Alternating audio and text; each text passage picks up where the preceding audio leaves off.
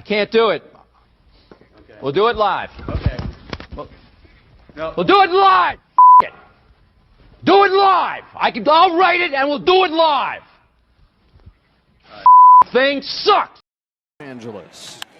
Thurman sends a fly ball to center field. Varsho's going back before the catch strikes midnight. Freddie Freeman has ended it. It's a repeat hero with the last word on a Game 3 classic.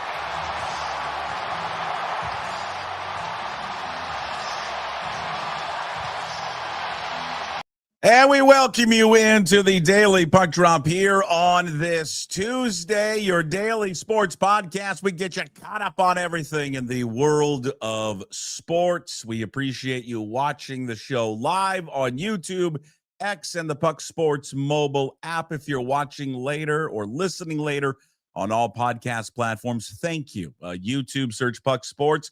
Also, Puck Sports on Apple and Spotify, your favorite podcast platforms, iHeartRadio actually as well. It's on there. It's doing quite well. And of course, you can find everything at pucksports.com. It makes me laugh every time that I see it on iHeartRadio. I'll be honest. We broadcast it every single day from the Limbach Lumber Studios. Contractors, they got free deliveries, everything from whole house packages to homeowner DIY projects. They got the largest stock moldings in the Northwest. Give them a call at 206-782-3487. Visit them, limbachlumber.com. You can visit me on the social media platforms, Puck Sports, everywhere except for TikTok, which is Puck_sports. Did I just burp? I sure did. And, of course, you can find everything that we do up at pucksports.com, including signing up to become a Pucks Posse member. It's just $5 a month. You support everything that we do daily, plus we give you bonus shows every single week. Any issues with that, just email me at puck@pucksports.com. All right, we get you the very latest Epic World Series game. We'll talk to Jim Duquette, MLB Network Radio. It's our final visit with Jim on today's Daily Puck Drop for the baseball season. So we'll get his thoughts on Game 3. We'll talk a lot about the Mariners, their offseason plans, how it ended for them, which, again, a week ago, we were picking up the pieces after that Game 7 loss. Now, a week later, we're talking about one of the most thrilling baseball games that I've ever seen. We'll switch gears later in the show to talk to Danny Kelly from The Ringer, all things NFL with Danny. And then we'll go college football. And, of course, we'll cover the Chauncy Billups gambling saga with the one and only John Canzano, johncanzano.com. His weekly appearance brought to you by Flat Stick Pub. But we got to start first here. And it's bittersweet because you watched that game last night, and maybe you weren't watching. Maybe you're one of these fans. I see them on social media that are Mariner fans, and it's too emotional. It's too early. I can't watch it. I can't flip on baseball and all that. You missed a hell of a game. You just did. And it is bittersweet because you think about it, that should have been you, right? Game 3 yesterday should have been in Seattle or had a great chance to be in Seattle, but it didn't happen. But yesterday's game was one of those games where a lot of people are going to sit there and say, oh, I was there. I watched it. It was great. I was up there for every inning, and they're lying. You can time check me or timestamp me. I watched every second of that. The thing was great. I don't know. Someone said this on Twitter. Like, how could you have not wanted to watch Shohei Ohtani get on base 9 times, but you'd rather watch Marcus Mariota play quarterback for Washington? It's a pretty easy choice. It was an absolute thrilling game. It just had everything that you love about baseball. It had great pitching, great hitting, tremendous defense. I mean, from both teams. I'm having a hard time trying to figure out what my favorite defensive play of the game is. Is it Guerrero's throw to third base, which was an absolute missile? Was it Tommy Edman making up for an error he made earlier in the game that led to the Kirk 3-run home run, to make 2 fabulous defensive plays, one late where he fields the ball with his glove and then has to throw it to Freddie Freeman out of the glove to barely beat the runner. Who was that? I can't remember who that was hustling up the first baseline for Toronto. To his play before that, where he slides, it goes off Freeman's glove. He slides to stop the ball, then guns the runner out at third base. To the relay from Teoscar to Edmund to Will Smith to gun Schneider. I think it was Schneider at home. Barger's throw to home. It registered, I think it was 99 miles an hour. And they, according to StatCast, the hardest or fastest thrown ball from the outfield, StatCast era of the recording throws from the outfield in the World Series. I mean, just had it all. Freeman's walk-off. The damn thing went 6 hours and 39 minutes. Imagine being a Blue Jays fan, having to stay up that late to watch it. And then there's a Mariners connection that I think many of you, I didn't know. I had zero clue until I'm, scrolling through like many of us up late night and see that Will Klein actually pitched for the Mariners, where it was in the Mariners organization, pitched for the Rainiers. And Will Klein yesterday, a guy that they acquired in June from Seattle in a trade with Joe Jacks, I believe. I don't even know that's how you pronounce his last name. Another pitcher that they got from Seattle after Seattle had acquired Will Klein from the Oakland A's. This guy's not expected to do anything. Zero contribution. But he has to pitch because they're running out of pitchers, right? They're going through every one of them. So much of the Yamamoto's backup and working in the bullpen to come in the game.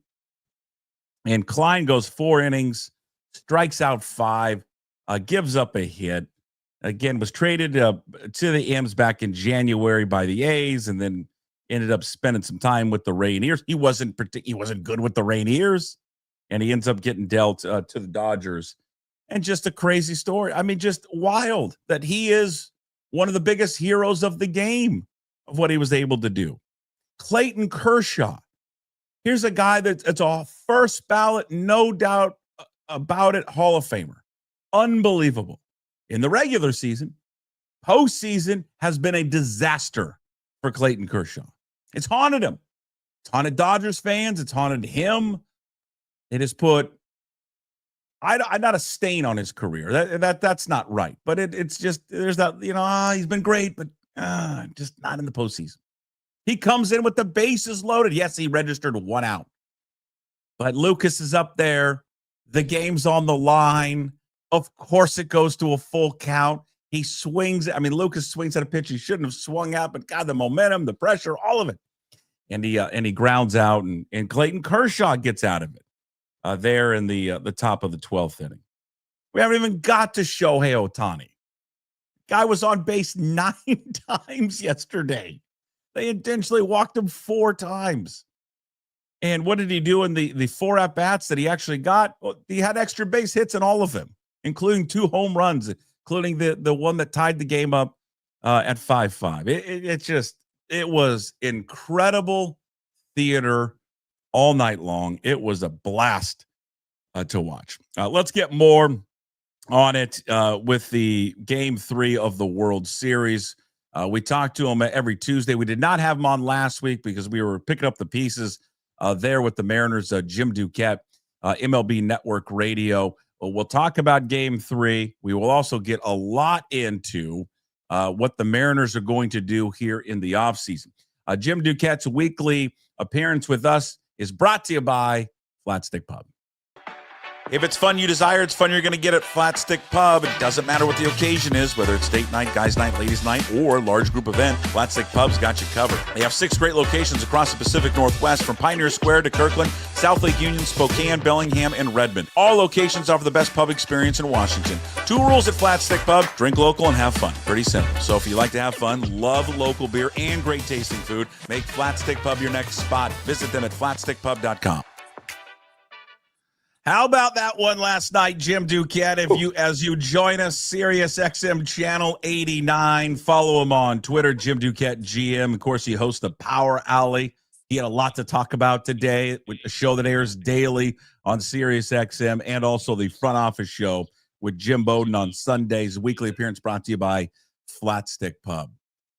Man, Wow. I feel for you because you're on the East Coast. Yeah, I was in Toronto for games 1 and 2, but not for 3, 4, and 5. I'll pick it back up at game 6 in Toronto for the World Series. And I will say that, when you get to the 10th inning, the eyelids get a little heavier. I don't fight it nearly as much as I used to.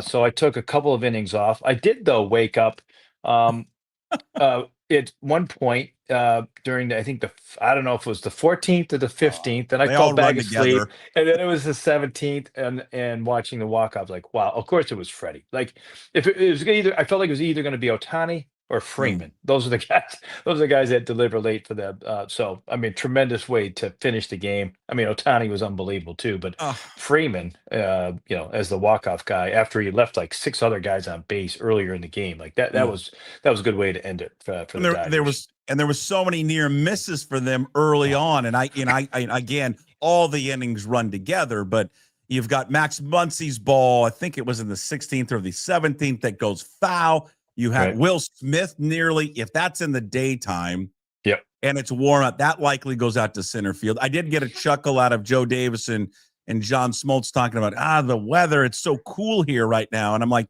they're like, it's 65 degrees. I'm like, 65 degrees? Yeah. I got it. If you're in Seattle, 65 is flip-flops and shorts and a T-shirt. Yeah. Ball flying out of T-Mobile at 65 degrees. Players would kill for 65 degrees at T-Mobile. It just, there's been some hangover here that you would expect in Seattle. Sure. Fans, I'm not paying attention. I don't want to watch it. And I guess I understand it to a degree. Yeah. I'm a huge baseball fan, like a lot of us are. And I've witnessed a lot of games, and that one is right up there because it just had everything. It had great pitching. It had Ohtani's performance and the defense. I was just going through it. The defense.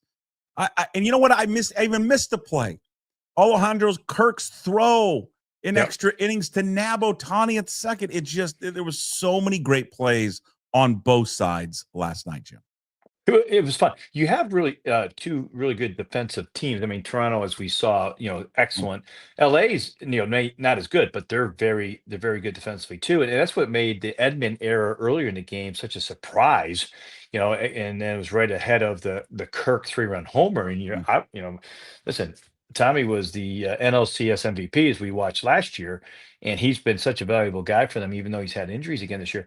For him to make an error like that is just it's one of those that you go, wow, exceptional that he didn't make the play, and then for him to come back later and make the throw out the guy at third after the ball hit off of Freeman's glove, right? He was in such a good position to turn and throw it right on the money. And then how about the accuracy from Teoscar Hernandez to him to home, throw the runner out at home later? Like, he rebounded quickly, right? And that's what you need to do in those type of situations, not let it bother you. And, being able to, I felt good for him. I have a personal friendship with this old man. And so I was just happy that he was able to respond the way he did, after making the error earlier. We always get caught up in the moment and we go, this is the greatest ever. And there's no one like him. And you can only judge what the greatest or who the greatest player is with your own eyes that you've seen. I can't speak to Willie Mays. I didn't watch him play, or Babe Ruth, or any of those guys. I didn't see him. I mean, I can read their statistics and I can listen to people talk historically about these guys, but I didn't get to watch them. Since I'm 49, best player I've ever seen has been King Griffey Jr. Now I'm biased because I'm in Seattle, but that's the best player I've ever seen until this guy. This guy is, I've never seen anything like it. He does everything in Ohtani. I mean, he's got power. He was on base 9 times yesterday. The 4 hits are all extra base hits yesterday, including 2 home runs. I don't know how you pitch to him. I know he got thrown out yesterday, but he's fast. He is a mountain of a man. If you've ever seen him up close and personal, he looks like a superhero. And by the way, he's going to step on the mound tonight, and he's going to pitch in game 4. And my jaw is always just left on the floor watching that guy play. He's unbelievable. Yeah, he is. Even watching last night, his game was even better in Game 4 of the NLCS. When he hit the 3 homers, he struck out 10 on the mound. Like that's Right. crazy. He didn't even pitch last night. He's going to pitch tonight, and I am kind of curious because he was dealing with leg cramps during the Mm-hmm. game, calves in particular. He was trying to stay hydrated as best he could. He was doing stretching and all of that. He didn't let up. Like he was trying to steal a bag, as you mentioned, and extras. Um, but I do wonder, like, what kind of workload are they going to have today? Like, what kind of leash are you going to give him? He's going to want to be out there, but I do feel like there's some kind of diminished stuff that I'm at least watching to see if Mm. it's there in like the third, fourth, fifth inning, something like that. Sure. Just because of the effort that it took to get through that game last night too, and they need him to go fairly deep, because of the lack of pitching there, or the amount of pitching that was used. In essence, you pitched 2 games worth, in one, and they went 12 innings, I think it was, their bullpen was. So yeah, but I mean, in terms of the force, like you have to, if you're John Schneider, pitch around him like he did last night in 4 of the last 5 at bats, right? Intentional, Yeah. throw out 4 fingers, Mookie Betts was 1 for 8. Freddie was 3 for 7. Like you got to let Mookie beat you in those type of situations until Mookie starts to heat up, if he does. I was even surprised late that they even threw to him. I would have walked him again. Yeah. I know you're putting the winning run in scoring position. I get that. But I was even shocked. And now they didn't give him anything to hit. Right. But I still was a little surprised. I would have just said, just put him on. We'll deal with somebody else. So in the 7th, when he hit the second home run, I didn't have a problem with them pitching to him. It was 1 out, nobody on. You're up a run. I didn't like Dominguez against Ohtani. Like I'm not a big Dominguez guy. No, you in don't that like spot. him. Like put him down the bottom of the lineup, Dominguez, and then okay, all right, somebody else has to face the top of that lineup. I'm not, whether it's Hoffman. I think Barlin had already been in the games, but somebody has to be facing that part of the lineup with a lead late. It's not, for me, it's not Dominguez. And Dominguez, did pitch well in Game 1. And he faced like 6 batters, and 4 outs, whatever. Maybe it was 5 batters, 4 outs. But it was like bottom. Oh, I think it might have been 5 through 9, something like that is where Dominguez was. That's the pocket for him. Yeah. Some of these other key guys like Varland and Hoffman, they have to face those top of the lineup there late. It's kind of like Munoz has to face Cal Raleigh and I'm sorry, Munoz has to face George Springer and Lucas and Vladdy from the ALCS late in the game. It's the same thing with the Jays now facing the Dodgers. Yeah, the one I was thinking about was in the bottom of the 17th inning. And again, Rojas, they'd struck out. It was Alex Call had singled, and he had come up, and he's facing, I think it's Lauer, it's Little, and I'm just thinking, you know what? I know you don't. It makes 0 sense to do it, but I would have. Now he didn't throw him a single pitch again to hit, right. But I would have just put him on and taken my chances with bets, and bets ended up popping up anyways. Anyways, all right. It was a great game, and you're right. And all these teams are going to be fatigued. It's the format's different in the World Series. So there's 3 games there, right? So the next 2, so they play. There is no break. They play tonight, and they play again tomorrow, and then they get a couple of days off. But boy, these teams are these pitchers and these players. And I know Kirk got subbed out late, but Will Smith caught every inning of that game last night. I mean, my God, he is going to be a zombie today. So. Hopefully it can. I don't know if it can live up to what it was last night, but can't wait to watch it again tonight. You brought up Game 7. Okay. Have you recovered yet? Well, when you're so close to it. Yeah. And so many people in this area, it's 48 years, 49 years. And you're just, the way that they got up early so fast on them. And you're thinking, and then it's 8 outs away, and you're just like, you can feel it's right there. And that's the hardest thing with this sport. You can't run the play clock down. You can't run the clock out, and it's just you got to make those outs, and it's agonizing. And Dan Wilson's getting a lot of blame, and I want you now. We've got over a week to reflect on this. I want you. What were you thinking during that when that inning started, and then when they took Wu out, the decision to go with Bizzardo? What were you saying at the time, and then has that opinion changed or stayed the same a week later? So I thought, listen, I thought to the point of with Wu was in there, Gilbert, like I got people from up there shooting me DMs like they should have left Kirby in, longer. I mean, maybe, I thought Kirby gave every effort, his max effort for as long as he could. I didn't I didn't have a problem with that. I really didn't. I thought their game plan was perfect to where Brian Wu was. I personally thought Wu was only going to be good for 2 innings. I didn't like stretching him for the third. And the reason why is, again, he's coming back from injury. And he had only gone 2 innings his previous. Like I felt like extending him for a third was a little risky. And you had Spire up. And I felt like if there was a pocket for Spire, he was with those lefties. And in my mind, because we were first guessing this, so I'm just sharing you what my feeling was, and we talked about this post game. Me and Ryan Spielborgs, we were doing the post game.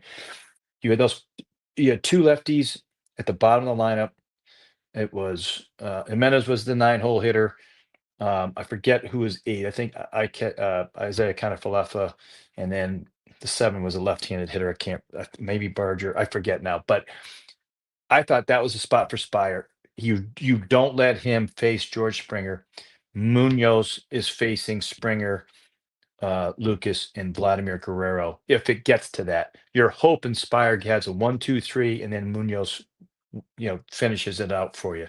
But going back to the previous innings, when that pocket had come up, Springer and Lucas and Vladdy, Wu had it, I believe, and I was like, the next time they come up, it has to be Munoz, no matter when in the game is. And then if the 9th they come back around again, okay, you figure that out later. Maybe it's a starting pitcher that comes in that spot, but Munoz had to be in that game, not Bizzardo, and that's where I had the issue with the movement. Yeah, and it seems, and we've discussed this with many people. It seems the decision, Jim, was made before the game with these guys, and Dan Wilson said it afterwards, where he's like, "Well, Bizzardo's always been our bridge guy to get to Brash and to get to Munoz." Well, that's fine during the regular season, and I understand the plan in the regular season. I mean, there is a little bit of an old school mentality to Dan Wilson, and he will pivot a little bit. But, in his day and age, which I don't mind, by the way, I really don't. I like relievers knowing when they're coming in. I don't think there's anything wrong with that. And he played for teams that he knew. Arthur Rhodes was coming in the 7th inning. Jeff Nelson was coming in the 8th inning. And Kazusaki was coming in the 9th inning. Right. And they all knew their roles. And so he likes that, to have Bizzardo, then Brash, then Munoz. Munoz, by the way, for Mariner fans, Munoz prefers this, by the way. He prefers to know when he's coming into the game. Doesn't like this. He said he was ready, but he doesn't like hey, well, you may come in the 7th, you may come in here. He prefers that routine. But you have to be what I think a lot of people out here are struggling with this organization, because it's not just Dan Wilson. It's not the pitching coach. There's an analytics team. There's Hollander's involved. DePoto's involved. There's so many people involved with this. Is their inability, and they're not the only ones, Jim, to pivot during the game. They failed to pivot during the game because of the situation required their best pitcher, not their third best pitcher. Right. You brought up a good point that is worth fleshing out a little bit. So, these decisions are made or mapped out before the game. But the reason why you are paying the manager and why the manager is an important role in that is you have to take into consideration the game situations as it is evolving. And it cannot be so scripted. The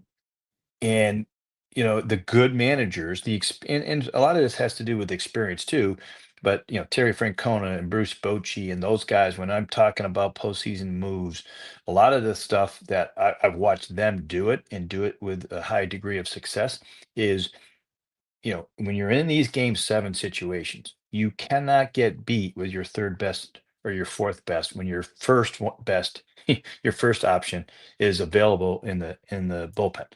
Like, you have to get them in the game and use them in that situation. And by the way, yes, you kind of take into consideration whether they're comfortable or not, but it's the game 7. Your seed, it's win or go home, and every time they've Bochy, Francona, any of those guys, uh, moved on, they had conversations with everybody saying, "Listen, you're going to be used differently in this postseason. There's no way, like, you have to be ready for, and every guy that we talked to in the bullpen, we didn't talk to Munoz. We talked to Munoz one day, but we talked to Spire. We talked to almost every other bullpen guy out there. They were like, "Hey, we're ready from pitch one. It's completely different. We are following along. We have an idea where we're going to come in, and we're expecting when the call comes in, that we're going to be ready to go, and we ramp it up and go." That's the way. That's just the animal that goes on with the postseason. So, um, yeah, there's just no way that you can have Munoz not be in that game. And if by the way, if you lose it with him on the mound, it's still not going to feel good, but you had your best guy in the best spot, in the most important spot, and you go from there. That's just the way it is. And I think, if you're in that position again, I don't mind managers trying to defend it because they have the most information. But when it doesn't go well, like John Schneider did I thought, a poor job trying to defend his viewpoint in the game 5. Like, "Oh, I'll do it again." That was a terrible call. I don't care what anyone says. Like, it was a terrible move. Brendan Little should have been facing Cal in that spot. Dominguez shouldn't have come in and faced the middle of that lineup. That was a huge factor in Suarez's grand slam. It's the same thing goes, for Dan, unfortunately, in that game 7. Munoz should have been in the game. That's the best way I can say it. So he was he overwhelmed, in your opinion? You think in that moment just didn't deliver in that moment as a manager? I don't know if overwhelmed. I think he, in his mind, went back to the script that was kind of laid out and felt like convicted that was the right guy in that position. But it was a flawed script, and What they what just, if, let me go jump ahead. in. What if Yeah. that script though is being pushed on him? I mean, that's where the conversation, has to take place ahead of time. And, if that's, I will say this, and I've said this before, but that relationship is more blurred than it ever has been. The Mhm. front office and manager, like, they are more collaborative these days than they ever were. And we're not going back. It's not going to be, there's no going to be no church and state, and there's no overlap. Like, you're in this together, collaborating together. And so, the time to discuss it is it was before the game. But you also, from the front office side, have to give him a little leeway to go with it, understanding that Dan has to accept the consequences if he decides to go off of what the plan was going in, and have, and defend it. But there's no, regardless, if that was the script, it was flawed from the beginning. Did That you Barzardo coming in that spot without using Munoz. when you were a GM, did you sit in? Did you strategize with the manager and the coaches on games? Not nearly as much as goes on. It was starting to go in that direction, but it was more like, it was more suggestions. I've tried to sit in and just, "Hey, what's your plan in this spot?" And get a sense of where was the manager. I had some pretty good managers that was dealing, and then there's some ones that, like, we had an inexperienced manager in Baltimore that he needed a lot of conversation ahead of time to try to figure out the pitching. He's former Mariner, a third base coach, Sam Perlazzo. He was Oh his yeah. I first remember Sam first gig. Palazzo. Yeah, remember Sure. Sam? It was his Yeah. first gig as a manager, and Yeah. it was, "Hey, let's make sure that we discuss this ahead of time, and you're still going to make the changes and moves, but we want just wanted to question, hey, what's your plan here today?" So it's gone from that to now it's, hey, we're going to give you more data. With the data is really sound. It's excellent. We can analyze bat paths. Like in the Mhm. past, it was just more your own evaluation. So I don't have a problem with any of that, but there has to be some freedom to make a change or make a in-game change depending on how it goes. And you can tell when you're watching the game who allows that flexibility and who is really inflexible. Mhm. All right, we get to the offseason, and 5 days after the completion of the World Series, they'll have this exclusive window with their number one priority, and that's going to be Josh Naylor. What's it going to take? What's going to be the contract put forth in front of Josh Naylor, you think? It's fascinating. I there's going to be some other teams interested in Naylor, but I think it's a really good fit there. If you look at him, it's going to have to be 4 years, 5 years probably. I don't think he gets to 100 million personally. I think it's going to be less than that. I think it's going to be uh, you know, 90 million, somewhere in that range, I would guess. If I were to put on money, a number down, I'd go 5 years, 90 million. Who says no? Do the Mariners say no? Does Naylor say no? Like it's a perfect fit there. And I don't know if there's other teams out there that would give him that kind of money.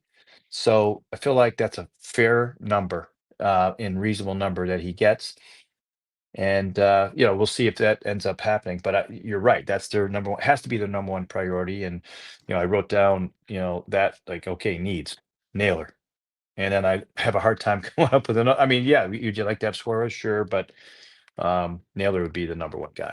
It feels Polanco like back. it feels like it's Naylor and then Polanco and Polanco's role at DH, that it doesn't seem like Suarez is going to be fit in the plans. And nor do I Right. think that they can afford all three. I don't even know, I'll be honest with you, if they can afford two of them. His largest, I was just trying to look, his largest free agent deal that he's ever given out, I believe it was for a pitcher, was the Robbie Ray deal. Mm-hmm. For a position player, I believe it's Mitch Garver. And I think, and for Mitch Garver, it was 2 years, 24 million. Right. So they're willing to spend. They've spent on pitchers. They did it with Castillo. That was a trade, but they signed him. But they did it with Robbie Ray in 115. So the commitment can be there. Well, the money can't be there. Position players, they just haven't done it. Right. And we'll see if it changes this year. But what I find fascinating about it, when I say they're going to run out of money really quick, they're roughly in about $125 to $130 million window right now, of where contracts that are on the books for next season. Now they obviously can make some moves, trades, and things like that to get more money off the books. They said they want to be in that neighborhood like they were at the end of the season, which was in $160 to $166 million, where that's kind of their starting point. Well, if that's the case, and they're already around 130 now, so we're talking 36 million. Once you sign Naylor, which is close to 20 million, not close, getting there. Mm-hmm. I mean, that disappears really quick. And then Polanco, whatever he's going to ask. Plus, you've got arbitration guys. So it's not like they have a massive amount of money, which would then lead me to my question of, do you think someone like Luis Castillo, who's got a number of years remaining on his deal, like $70 million, do you think he makes it a candidate possibly to move him this offseason? Yeah. I mean, I think that they're going to try to make it work for both of those guys. There's not a lot of heavy lifting after that. I thought they would try to move Castillo. They didn't. It ended up being the right decision overall. He was great. I feel like that's an area that they will explore, and see if there's something that they can do and save that money and move it somewhere else. Um, Castillo, there's a lot of teams out there that could still use pitching. He's not what he once was, but he's still good. Solid as a starter, is less commitment. So I think you might hear his name mentioned in trade conversation. In the end, I don't think they're going to move him. I think he's going to have the same kind of mindset. And having Naylor, that and Polanco, that would be an upgrade over what you had coming into the season this past year, and go back out and run it out there again, and see what you got. add at the deadline, that kind of thing. I wouldn't be surprised if that was the winter. We'll see on that. But I feel like they have a little bit money to spend. If they stay payroll neutral. Now, listen, many times, and I know this conversation we've had this before about John Stanton and the ownership there, but I don't know how after this season you get to Game 7 of the ALCS and you made money on the attendance in those final three. You have to raise your payroll a little bit. Like, I don't know how you can't. I'm sorry. If they don't, I think that's ridiculous. Well, you are preaching to the choir here, because we get a chuckle out of it, of like, of them governing themselves a payroll at 166 million. I'm thinking, I want to see the books. Yeah. And tell me how much money you made for the ALDS home games, the ALCS home games, all the games that you had people show up there that were watch parties on the road. I want to see the numbers, how much money they made this postseason. And I think then tell me, okay, you can make even more money if you go to the World Series. So, that's been the biggest, I think, back and forth or complaint with Mariner fans and this ownership group, is that them not wanting to jump all the way in, especially when it comes to free agency. Well, this is the end of it. Just for our weekly visit, I want to thank you for doing it every single week. I want to thank Flat Stick Pub for doing it. I'm going to bug you during the offseason when we get to some of these GM meetings and free agency. Sure. But before you know it, it's going to be spring training, pitchers and catchers, and we're going to pick it right back up. Oh, I think it's 14 weeks, by the way. I think it's 14 weeks before spring training starts again. It's going to go fast. It's going to go fast. Well, we want you back next year if you want us back. We love having you on, and I hope our audience does as well. Thank you, Jim. Appreciate it. All right, man. I appreciate it. We'll talk to you here over the next couple of weeks, I'm sure. Got it. There he is, Jim Duquette with us, MLB Network Radio, Sirius XM, Channel 89. Follow him on social media at Jim Duquette GM, host of the Power Alley. Again, airs daily. Also, the Front Office Show with Jim Bowden that airs there on Sundays, and he joins us every single Tuesday throughout the baseball season. And we'll check in with him again during the offseason, and we'll pick it right back up. 14 weeks, really? Jesus. Good Lord. Let's go from baseball over to the NFL. We talk a little football with Danny Kelly from The Ringer. Our NFL coverage throughout the season brought to you by the greatest brewery in the history of all breweries. That, of course, would be Georgetown Brewery. Drink Georgetown Tavern Beer, your new locally brewed domestic-style lager. 4.2% alcohol. Cheap, good, local. And here we go, a little NFL talk with Danny Kelly. Danny B. Kelly there on Twitter, The Ringer, Ringer Fantasy Football Show, Ringer NFL Draft Show, senior staff writer at The Ringer, Ringer Auto Show, Ringer Trade Show, Ringer Fashion Show, all things Ringer. Yeah. Ringer Drinking Show. Is there a drinking podcast on The Ringer? No, but that's $1 million idea right there. Yeah. Something Why not? Like, I kind of like the idea of always doing something like Drunk History. Did you ever watch that show? No. Where can I find that? I think it's on Comedy Central. I'm not really sure, but they did a whole series where they would interview the host of the show would interview someone about a historical something that happened, like George Washington, whatever, Paul Revere, something that happened in history, and he would get someone just extremely drunk, and then they would explain it, and they would do a reenactment with actors in the background, but then the actors are like mouthing the way that the guy is talking drunk or the girl is talking drunk. It's hilarious. I'm in. You gotta watch it. Okay, I need a new show. Amazing.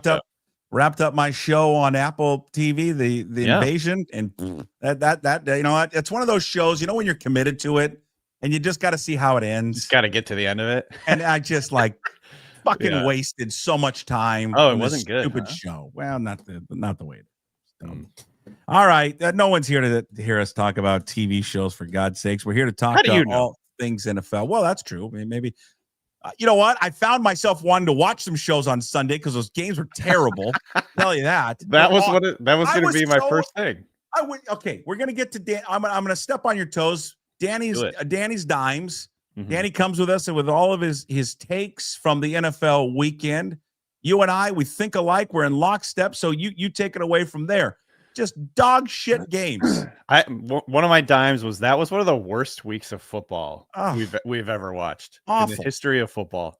And there is some scientific backing of that. I found this tweet from a guy named Anthony Reinhard who does research for NFL, and this since 1999. So basically, since we've been adults, more or less, only 3 other individual weeks have had fewer minutes of game time where basically the game is close. Like where one team is, but where either team could win. It's win probability between 10 to 90%. So this is one of the most uncompetitive weeks of football we've ever seen. So that was fun. And it was, great. And it was because there was no Seahawks game. So there was like a stress-free Sunday. I got the CEO of the family was gone and my kids were gone. I'm thinking, you know what? I kick back and watch some good football. And this is going to sound like I love football. I do. I am not one of these like 10 a.m. to Sunday night football, like all day long, don't leave the couch guy.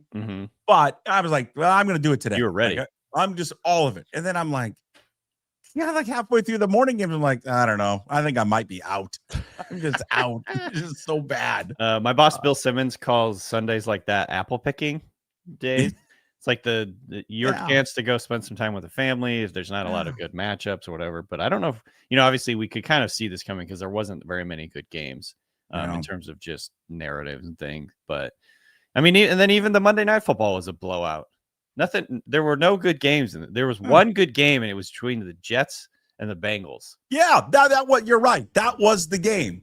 That was the most exciting game of them all. Was that? So, that set football back a couple decades. It did. Felt like. It did. Yeah, bad football this weekend. All right, Danny's dimes. We continue. What else stood out to you? Let's talk about. This is a look forward a little bit, but what do you think the Seahawks should do in the trade market? The thing I was going to say was the Seahawks should trade for Rashid Shaheed. I don't know if I really believe that, but somebody said that to me on Twitter, and I was like, oh, that's kind of interesting. Reunite him with Kubiak, and he's been a very talented player that's been in kind of bad offenses over the years. He's a contract year guy. I don't know if receiver is necessarily a huge need for the Seahawks, but I do think it would be a very nice piece of insurance if JSN were to get hurt at any point in time, because like right now JSN is. What's wrong with you? You take that out of your mouth. We don't have any control. We don't have any control over what things we say. It has no effect on what happens in the world. I feel strongly against you. I just disagree. You're not superstitious. You're just a little stitious. Oh God. This is the type of stuff that comes back to get you. It's like booing fucking George Springer when he got hit. I knew that the second. Even yes, I knew the second I was sitting next to those drunk Mariner fans with my kid at that game. Everyone's booing. I'm like, it's not good. It's not good. This is not now, but it's going to come back to bite us. It will. And it did. All right. Well, I didn't say it. Just in case the Seahawks need a little help at receiver for whatever reason, there might be. I don't know. I just think, the Seahawks very much rely on one guy in the passing game, and it would just help to have a little bit of depth. So he's one guy I had an idea. I mean, Schefter even said today that he would be looking at Shaheed as one of the prime trade candidates of this. You've seen the splits, like the discrepancy between JSN's targets and Cooper Kupp, who's the second most. Yeah, I can look it up right now for you. It's if you want. 70. I am. It's 70, 71-ish, 71 to 33. Yeah. I mean, no one in the NFL has a higher target rate right now than JSN. He's literally the number one player in the league in target rate. So targets, divided by total team pass attempts. So he is their offense right now. And I think Cooper Kupp is a good role player for them right now. He obviously blocks his ass off. So he's doing his role. He's playing his role very well in this offense, but at this point, I don't know if you can rely on him to be like a number one threat. It just helps to have more than one guy who's going out there and making plays. And I think Torrey Horton certainly has a bright future with the Seahawks, but sure, he's not a reliable playmaker at this moment. So I thought I would see more at this point from him. I'm not saying that he was gonna like burst onto the scene and be this unbelievable rookie wide receiver. And remember early on in the season, they was getting nothing. Then I can't remember which game it was where he caught the touchdown, and you're like, oh my God. Yeah. It's here. Was it the Steelers game maybe? But he has like 3 touchdowns this year, I think. Yeah. He's done a pretty good job. Again, he's playing a very important role for the Seahawks, but I'm talking about, we need another guy that can just be a go-to guy, I think. I doubt they'll actually do this trade, but it's kind of fun to think about. Did I see this where why are the Jags coming out saying, speaking of wide receivers trade, saying no, Brian Thomas isn't going anywhere? Yeah, because people are talking about him as a trade target. There's questions over his fit in this offense. He kind of has been a little bit of feels like he's been a little bit of a malcontent, like complaining and things like that. Another DK. Yeah, maybe. I would take him on my team. Sure. Because he's a highly talented playmaker, but they're not trading him, I would say. You know what? I was thinking, and I almost tweeted it out when DK caught the touchdown pass on Sunday Night Football. That little great route, a little slant. Mm-hmm. And I'm thinking, God, I'll be honest with you. I still miss him. I literally texted my podcast co-host. I was like, I miss Metcalf. I miss that guy. And even later in the game, when he was poking his fingers in the guy's eye, mm-hmm. and then gets the penalty and then comes to the sidelines like, what did I do? What did I do? And I'm thinking, all right, that's why we got rid of him. I forgot why we got rid of him. Now I remember why we got rid of him. Yeah. And it's like a toxic ex, she looks pretty good. Yeah. And then you remember the reasons that you broke up. Sure, hot but psychotic. I think it was funny that he was trying to explain. Somebody tweeted this. He's trying to explain why he should be allowed to poke a guy in the eye. It's unbelievable. He's just like he's never going to change. So. He's incorrigible. All right, I interrupt you too much, but you have any more observations? Well, hold on. Did you have any other ideas for trade targets? Oh, yeah. I'm sorry. Yeah, we got caught on the. Well, yeah. I mean, I don't care what they say publicly, but yeah, I would go back to the Raiders and I'd press them. I'd press them on Max Crosby. Like, what is it going to take? Fun. Yeah, Trey Hendrickson. What is it going to take? I would find some of these lesser teams. Do the Browns have a guard? Who has a guard? Who's out of it and has a guard? A right guard that can play, plug and play. So good question. I would look at that. I'm not up to speed on my guard targets. I feel like there's not very many good offensive linemen who are probably not, and it's probably not going to be available. I wouldn't for the sake just to trade Reek Woolen, I wouldn't do it. Mm-hmm. But if Reek Woolen's going to bring you something back, I don't know, float him out to the Raiders. Yeah. Obviously Pete Carroll likes him. And I don't know if that gets you Max Crosby, and that's not going to be the only thing, but plus two firsts. Yeah, multiple picks, all of it. If they could find a real game wrecker defensive end, can you imagine that? If they add Max Crosby to that defense, or even Trey Hendrickson. Yeah, mm-hmm. Yeah. I mean, this is the time to do it. There's not a lot of elite. There are no elite teams in the NFL, I would say. And you've seen kind of what the impact that Micah Parsons has made for the Packers in terms of what he brings in pressure and just making things really, really difficult for the offense. And this could be the time to do it. The Seahawks are as good as any team, I think, in the NFC at this point. Like, they have as much of a chance as anybody. Can they truly be those Super Bowl contenders if they can't run the football? Yeah, that's a good question. Probably not. I mean, if it was like they had Patrick Mahomes, yes. But they have Sam Darnold, who again, he's been awesome. He's been way, way better than I ever would have imagined. But he's not a guy that's going to like put a team on his shoulders and carry him to a Super Bowl. So, they need to figure out how to run the ball. That's probably why it's most prudent, like you said, to go try and grab like a starting guard or something like that, where they can plug him in and try and get that off. And having the depth at offensive line is also very important. Sure. So that would probably be like the more prudent thing to do. But obviously, getting a receiver is always sexy, things of that nature. Think about this. They averaged more yards per carry last season with old Grubby's offense. Wow. That's shocking. And that's like a huge part of the reason he got fired. It's the number one reason he got fired. The number one reason why it's so funny to me. Mm-hmm. The number one reason they fired Ryan Grubb and brought in Clint Kubiak is to fix the running game, and they haven't fixed it at all. Yeah. I mean, I've said this several times on your show, but I want to say they're dead last in the NFL in success rate rushing, which means, they're getting stuffed a ton on first and second down. It's putting them in tough situations. They've managed to have a very good offense despite all that, which is shocking. Sure. But yeah, I mean, they got to get this figured out. Run games are funny like that. Sometimes it just is. It takes a while to get everybody on the same page and get going as the year goes along. And sometimes run games improve as the year goes along. So that's kind of the hope you can see with the Seahawks. But right now they seem to have a lot of plays where it's just, Zach Charbonnet or Kenneth Walker just running into the backs of their offensive linemen and falling down.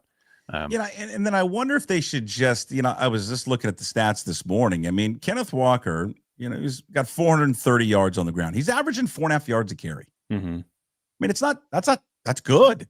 Yeah. And I wonder, now he's got 95 carries on the season. Charbonnet's got 72. Mm-hmm. I wonder if it needs to flip around where we're just giving like every carry to Kenneth Walker.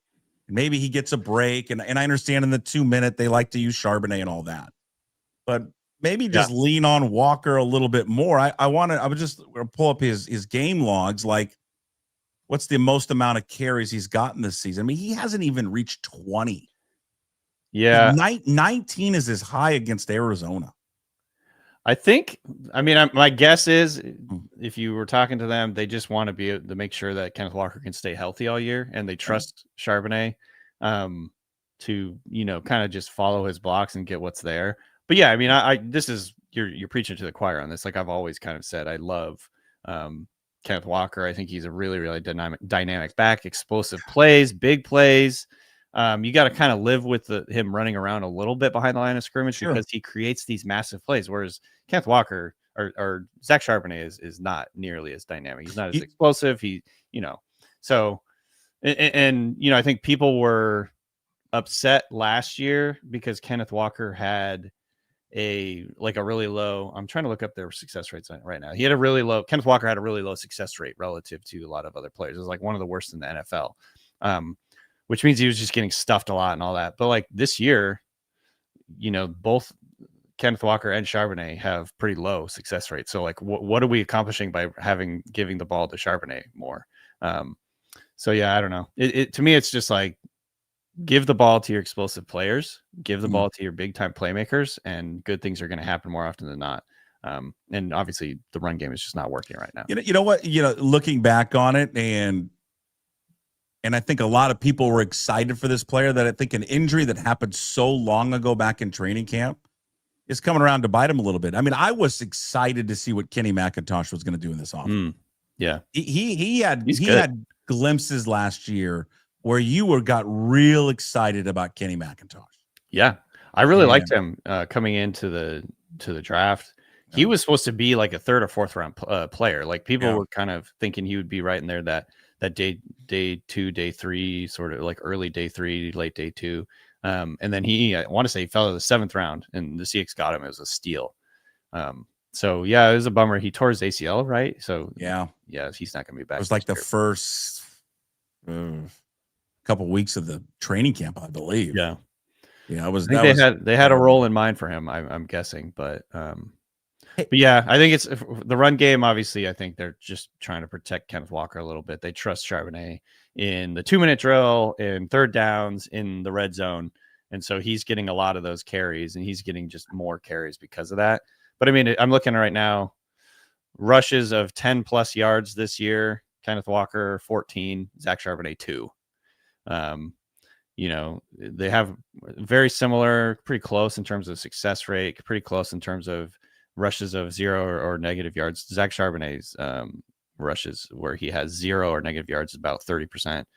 Kenneth Walker about 25%. So I mean, yeah, I think, and obviously Kenneth Walker has more yards after contact, more runs with 4+ yards of yards after contact.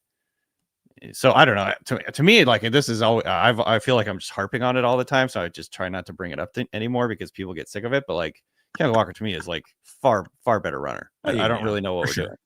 That's why I'd like to see him get 20+ carries and see what happens. I mean, lean on a little bit more in the games. I know they're getting Robbie Oots back this week. We'll see if that helps. I don't know. They weren't when he was there. They weren't running the ball that well in the beginning of the season. So we'll see if getting him back will help it in that running game. You didn't bring it up in your Danny's Dimes, but I want to the whole John Harbaugh, Lamar Jackson injury report fiasco. Now, I don't think he did it because of the gambling issues surrounding it, but boy, you want to fucking piss some people off in Vegas. Screw around with that injury report. I know. I mean, Jesus, man. We do this thing called the Ringer 107, where all the different Ringer podcasts bet on 5 different games each week, and we bet on the Ravens because we thought Lamar was going to play. Of course, you did. I mean, we ended up winning the bet actually because the Ravens still covered. But I mean, this is why you have these injury reports. This is why they've been doing this. It's to level the playing field in terms of betting and all that stuff. It's also like important for other teams to know who they're going to be playing, but it's mainly like Vegas stuff. It's setting the lines and people placing bets early on in the week. It has everything to do with gambling. Yeah, it's a betting thing. It's gambling. So yeah, the fact that they kind of went around it, I think my first reaction was maybe a little naive. I was like, oh, they just kind of messed it up because the language is a little bit confusing. If the player he's a full participant in the sense that he's at practice doing everything, but he was doing the scout team. Yes. So therefore, he's not a full participant. Yes, right. You only can be a full participant if you're doing the first team offense. Right. Which I actually didn't know that. Neither did I. And so, so he was doing the scout team, which does not count. Right. Now he's doing it not because of Vegas. He was doing it to try and throw off. Who did they play? The Bears? Yes. Yeah. He's trying to throw off the Bears, but I mean, he's trying to make the Bears prepare. He's trying to make the Bears prepare as if Lamar is playing. And correct. So they have to prepare as if you have a hypermobile quarterback out there. But I think it come where people are like raising the red flags, and rightfully so. It's on the heels of this NBA fiasco and terrible timing. I mean, it's just not good. The worst timing imaginable. And they could honestly get. I mean, the league might come down hard on them for this just because of the optics of it around this game, like all the gambling stuff. Sure. Maybe they'll take a pick away from them or something like that.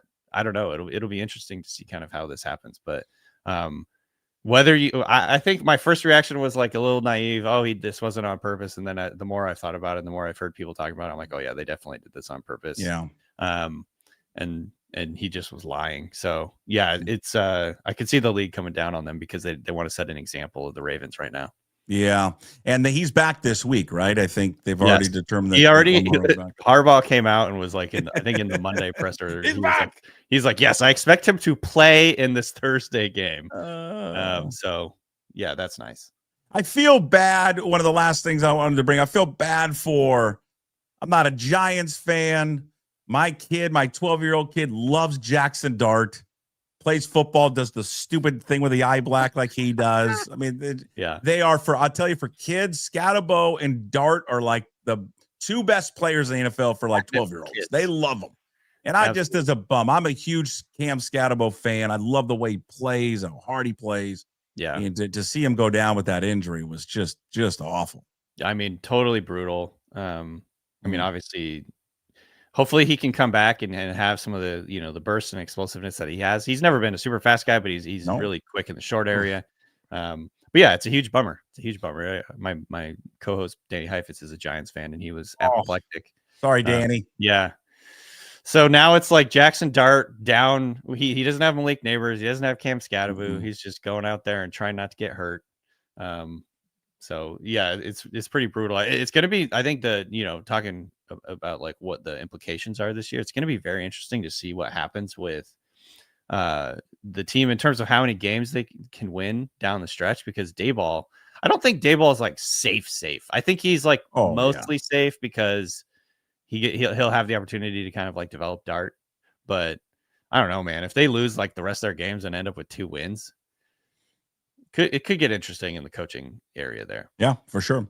All right, this week's slate of games. Thursday will be Ravens and Dolphins. We'll kick it off Thursday Night Football. Seahawks, of course, taking on Washington. Sunday Night Football is, I think, Jaden Daniels' status still up in the air. I don't think they've determined whether or not he will play. Yeah, I don't know for sure, but I imagine he will play.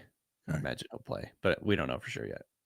And I'm just looking at the slate. I mean, it's just another dog crap week. Well, we got Chiefs Bills, which is a great game. Okay, Chiefs Bills, the 1:00 game. That'll be the tentpole game, I think. That's it.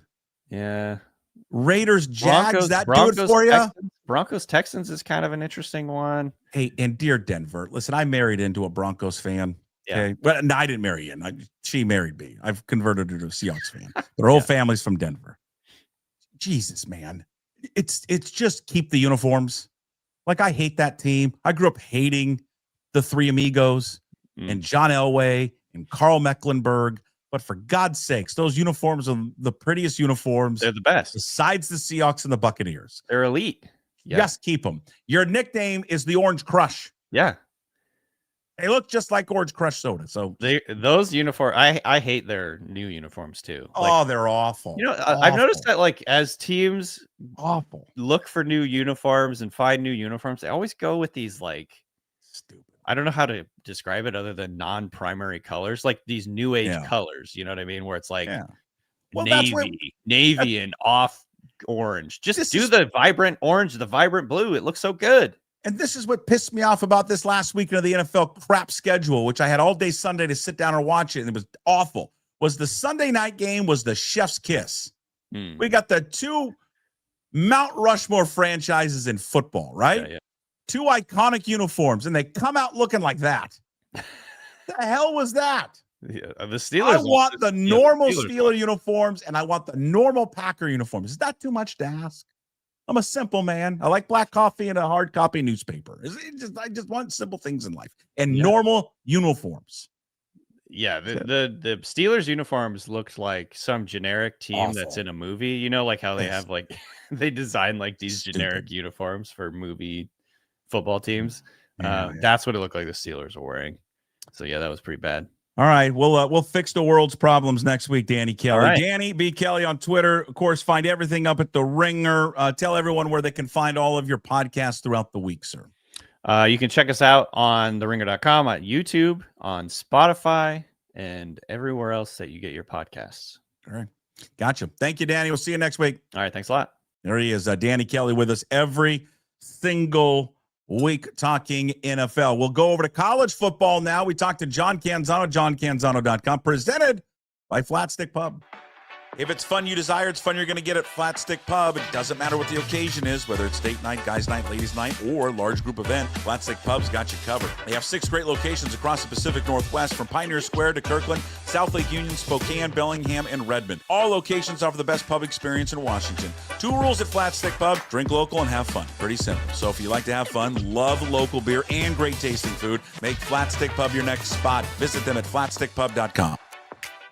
Here we go. We talk college football with the one and only John Canzano. JohnCanzano.com. We can read all of his fabulous work. He joins us every Tuesday, brought to you by Flat Stick Pub, with all the great locations across the state. You can follow John on Twitter at John Canzano BFT. You can also listen to this guy, right? Bald Face Truth Radio in Portland, Oregon, 750 The Game, 3 to 6. He'll take the airwaves today and say that was the best baseball game he's ever seen. How you doing, man? I'm doing great, John. How are you? How was your? We haven't talked in a few weeks. I know. Thank you. We did an emergency Mariners therapy pick up the pieces show last week. We're 8 freaking outs away from the World Series, so we put our last week's appearance on pause. But it's good to see you again. You haven't changed. Thank you. You look great. I hope Sound I do great. change. You're writing like, great. One of my goals is, like, I want to be having positive momentum, you know. Okay. I don't want to channel Tony Robbins here, but like that 1% better that we're supposed to get every day, we should all be striving to change just a little bit in a good way, right? Adapt or die. We're supposed to get 1% better? I don't, just try to get 1% better today. Come on. How hard is that? Lord. Yeah, I don't know. If I find it hard. You know what would daunting? Does that sound daunting to you? It does sound daunting. And what I've been thinking about here in the since we've last talked is, when I was coming out of the world-renowned high school, Kent Ridge High School, went to Washington State University. I was going to do broadcasting, but then my senior year, I was like, you know what? I want to coach. So I went to Washington State, and the first year I was going to become a teacher, teach like typing or something, nothing real serious, Do they still teach typing, by the way? I don't think they do anymore. My football coach was the typing teacher. You would have been obsolete. Think about how lucky you are. Yes. Yes. But I wanted to coach. I was going to go into high school coaching and all that. But then I'm thinking, as what I've watched here in the last 2 weeks, I could have been a high school coach and then work my way up into college and then eventually get fired and collect $50 million. Yeah. A lot of money in it. Good That's Lord. different. That's different than what it used to be. But I think about a guy like Dan Lanning, his timing was just right. And his parents were teachers. And here he is at Oregon, probably has one of the best 3 or 4 jobs in the country and more security and money. Someday if they fire Dan Lanning at Oregon, he's going to be set. James Franklin set. Brian Kelly, I don't feel sorry for that guy. Set. It's a different world. They can't sustain this. How can these schools do this? I'm thinking of like Scott Woodward. Yeah. How does he have a job as an athletic director? This is a guy who fired Jimbo Fisher and ate $76 million, has just fired Brian Kelly. He's got to eat another 50. So the 2 schools he's worked at, he's had to go to his boosters at his school and say, I need you to pick up the pieces for my mess. Yeah, if coaches, I think, are the greatest beneficiary of what we have seen happen in college sports. With, we could talk all you want about the portal and NIL and how that's great for athletes. Look at the coaching salaries and look at the escalation of the buyouts. Look at the escalation of the guaranteed money. Look at the fact that like a guy like Curt Cignetti, it's unthinkable that we would sit back and go, hey, the coach at Indiana should be making $11 million a year. I think if there's any one element of college athletics that deserves a correction, it is the salaries of the highest level coaches that should be scaled back down. And those guys know it. And I'll bring up Dan Lanning again. I talked to him about, what a grind it is, all this other stuff. He stopped me and he was like, we know what we're signing on for, John. And like that Don Draper, that's what the money's for. It's for the headache and the grind and all that stuff. It reminds me, though, where we're at in this country, like with corporations, right? Of the top CEOs making all the money, right? And then the people that work there, they don't make the money anymore. And so there's this great divide between the workers and the CEOs of these companies. And you see it right now in college football. I mean, Jimmy Rogers, who, again, I know they're 4-4, and he's not going to get any votes for Coach of the Year. I will be curious to see how they finish. They finish 8-4. I think he's going to get a vote or two. Guy makes $1.5 million a year. Yeah. It's like, and then to see what, someone like Lanning or Curt Cignetti makes. But it just feels like the bubble is going to burst on these contracts. Do you see that, or do you see it just keep going and escalate? I think in this cycle, it keeps going because the TV money is what is driving all of the insanity is, hey, there's more money there. There's an expanded playoff. And so there's more urgency to get your team to the playoff. The portal and NIL in some weird way acts as this catalyst behind the scenes because now the athletic directors know, hey, we can't afford to have a bad season because if we have a bad season, we're going to lose the recruiting class and so now they're making, how many coaches right now? It's not even November. How many coaches, how many good jobs are out there open? How many experienced coaches are on the market because of that catalyst?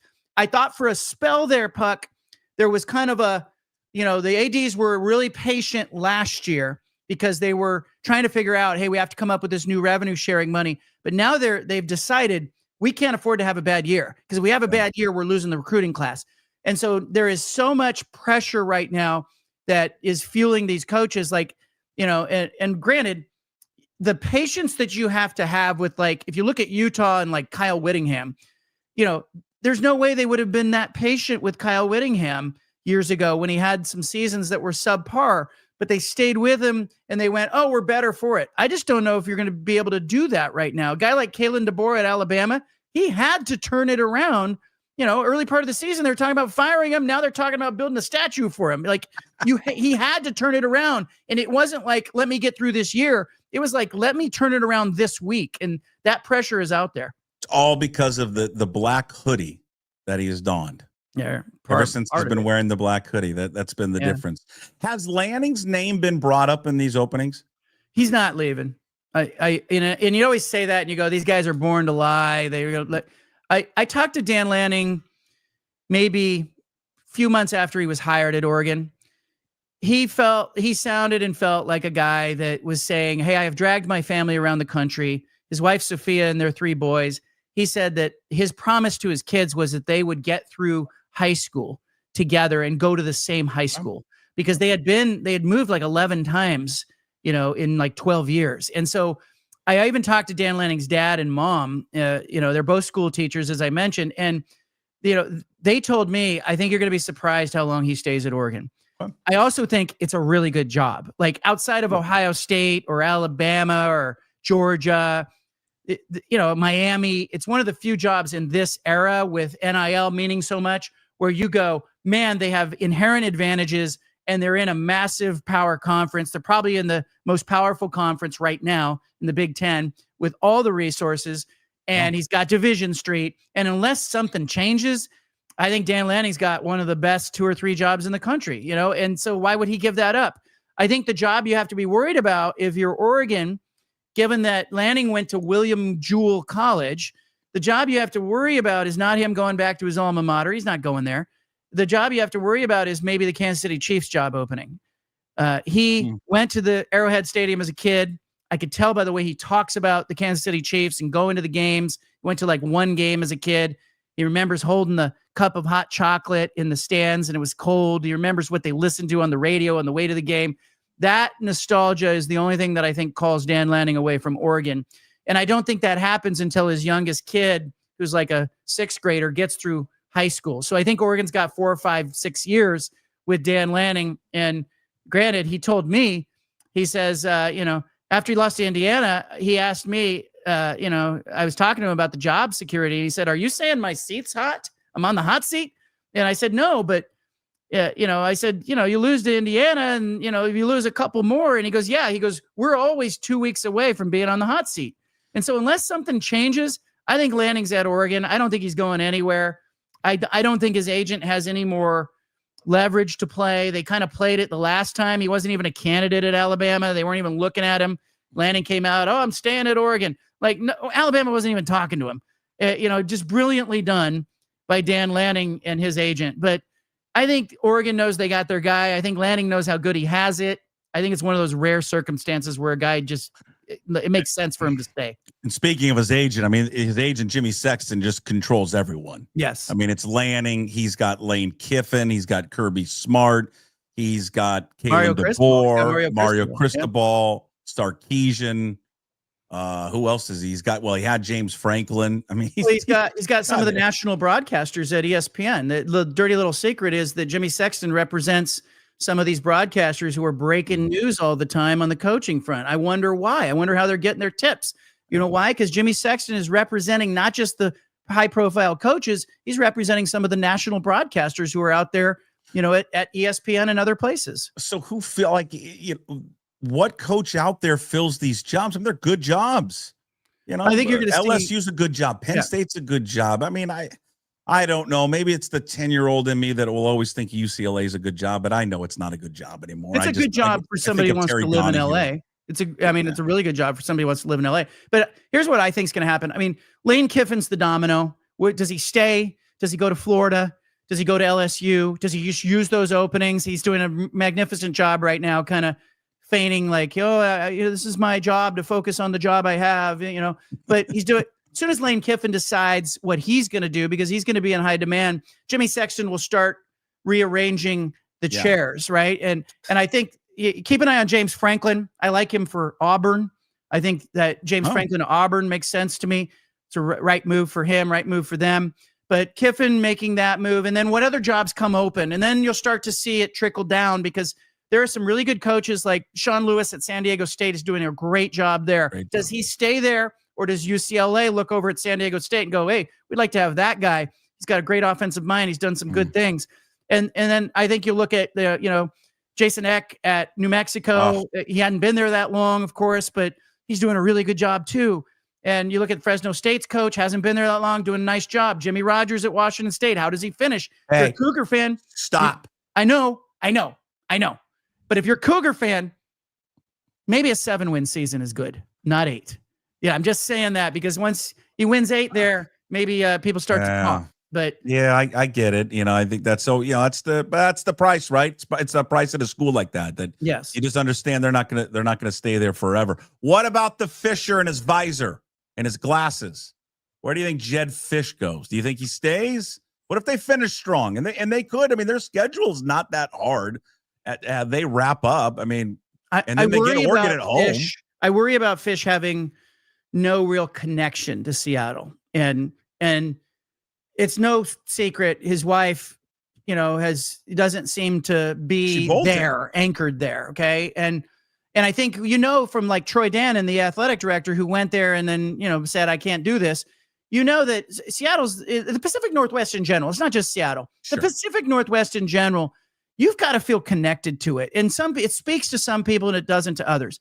I don't think Washington fans think Jed's the forever guy in Washington, but I think if Jed's smart, he doesn't leave that job for anything but a no-brainer decision. And so is that Florida? Is that UCLA? Is that a no-brainer? I can't answer that because I don't know, what speaks to him. Is it his alma mater? Is it better weather in Southern California? Is it being in the Big Ten and having better weather? I don't know. But he could stay in Seattle and win 9 games a year and be lauded as a guy who's doing it the right way. And, Washington would be happy to have him in that capacity. So at the very least, his agent needs to be playing the game like a little hokey pokey right now. Like, hey, it's great to be loved. It's great to be wanted because either Jed's going to get the job security that he really needs out of this cycle, or he's going to get an opportunity to move on. But again, I think this is kind of what fans are going to go through at most schools that aren't Ohio State or Oregon or Miami or Alabama. You're going to go through this, hey, if my coach has been moderately successful and there are other jobs open, those other jobs are going to say, hey, we can give you more resources. We can give you a better opportunity. You expect them as they go into that game against Oregon, they finish up on November 29th to be 9-2. They go at Wisconsin, then it's Purdue and at UCLA. Win. Those are 3 wins. Yeah. Yeah. So 9-2 when they face Oregon. And a dangerous game for the Ducks. I think people left the Oregon-Indiana game with serious questions about Oregon. Now, I think it's being a little too hard on Oregon because I almost felt like there was a little bit of an emotional hangover from beating Penn State. They thought it was a great win. They go into their bye week. They're reading their clippings a little bit. Indiana came to Autzen Stadium in the same way Oregon approached the Ohio State game a year ago, almost a year to the day. When it was very important. It was their Super Bowl. It was important for Oregon to beat Ohio State that first time at Autzen Stadium. Mm-hmm. Indiana had the same thing. Whole country was talking about how they hadn't had this validating win. They had been close a couple of times last year and got punked, in the playoff and got punked by Ohio State in the regular season, and certainly I just think that game was super validating. Signetti gets the contract extension. The Indiana players after that game, Puck, stood at midfield at Autzen Stadium celebrating. Fans from Indiana who had made the trip and the band came to midfield. I was in the press box working and I'm looking down at Autzen Stadium and Indiana didn't want to leave the field. It was like they had won the Super Bowl. And so it was a breakthrough moment for them. So I'm not reading too much into it. Yes, it bothered me that Oregon, got beat decisively on their home field, but I kind of feel like Oregon's pacing itself a little bit. I still think Oregon is really good. They're super talented. Dante Moore, when he's on and he gets time to throw is great. I have questions about the offensive line, but it lines up as a very good game in Seattle because I think Oregon doesn't have the strengths that Washington has struggled against. Oregon is not controlling the line of scrimmage right now. And so I think it's anyone's game in Seattle. Maybe a shootout. Listen, Husky fans would admit this as well. They don't have a very good defense. I mean, it's not poor, but it's not that good. Teams have moved the ball up and down the field on them. Yeah. But what they do have is just an absolute game changer behind center. Yeah. And again, that scares the life out of you. That kid is so dynamic and so good.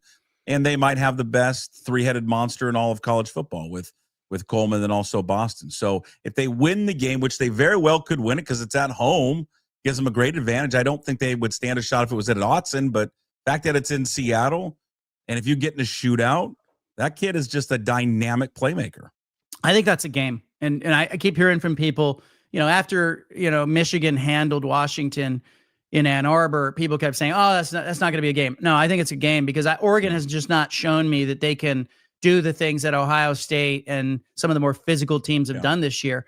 And, you look at the tackles for losses, Indiana had something like 7 tackles for losses, 6 sacks against Oregon's offensive line.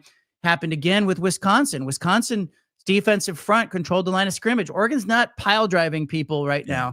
And I expected them to be a little more physical at the point of attack. And that lines up nice for Washington. Washington can be in that game. I think it'll be a shootout, and I think it'll be a great, fun game. And if Jed Fish is smart, he doesn't do anything with his contract until after that game because I think he ends up holding the cards. All right, the first of the Pac-2 championship game takes place this week. We'll get to that in just a quick second. Rob Akey is the interim coach, former longtime defensive coordinator, defensive line coach at Washington State. Now he's taken over the program. I'm sure you've talked to him. He's just, you want to talk about a guy that's Dan Campbell on 15,000 shots of espresso. That's Rob Akey. What is going on at Oregon State? They just seem to me, you've reported it, johncanzano.com. The assistant AD's out. It appears they're breaking their deal with their NIL group that they had a partnership with. It just seems to be a mess down in Corvallis right now. There's an administrative mess. And let's back up to 20,000 feet. Pac-12 dissolves. Oregon State and Washington State are left on their own. I want people to wrap their minds around this picture because I remember going to that that Whitman County courthouse where Judge Gary Leiby, we should give him a shout out. You should have a bust of Gary Leiby in the background of your shots. You know what I want? I want them to rename the stadium. Martin, get rid of Leiby Field. Yeah. And his wife, you should get his wife Trudy on the show. She is a hoot. You want to talk about a hoot? The Trudy football complex. Yeah. Okay, so it's Washington State and Oregon State left behind. But think about what happened. Jake Dickert bails, right? Mm-hmm. Pat Chun bails. Kurt Schultz out. You've got Oregon State has Jonathan Smith bails. You start to think about who left the room and who's left behind. It's Scott Barnes, the AD at Oregon State. And by the way, he's inheriting a brand new president who came in right as the Pac-12 is dissolving.